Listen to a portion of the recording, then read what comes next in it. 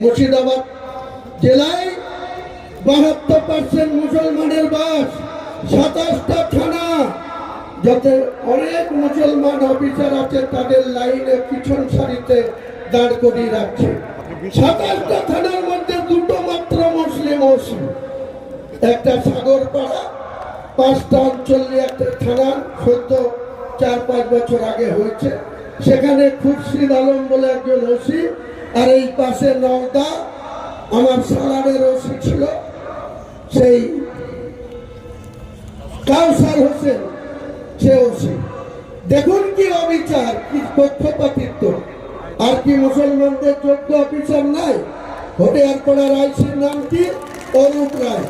এই অরূপ রায় যেদিন 2001 সালে প্রথম বাঁকুড়ার ছেলে সাব ইন্সপেক্টর হিসেবে করে রেজিনগরে জয়েন করেছিল, তখন আমরা বিরাট বন্যা থেকে আক্রান্ত হয়েছিলাম 2000 সালে।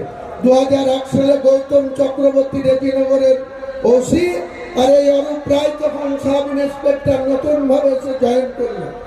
এই অরূপ রায়ের সঙ্গে আমরা একসঙ্গে রাত্রিতে হাফ প্যান্ট করে ঘুমিয়েছি, একসঙ্গে খাওয়া দাওয়া করেছি। ও পুলিশের চাকরি করেছে, আমরা রাজনীতি করেছি, কংগ্রেস করেছি, সিপিএম এর সরকার, বাধা হয়নি।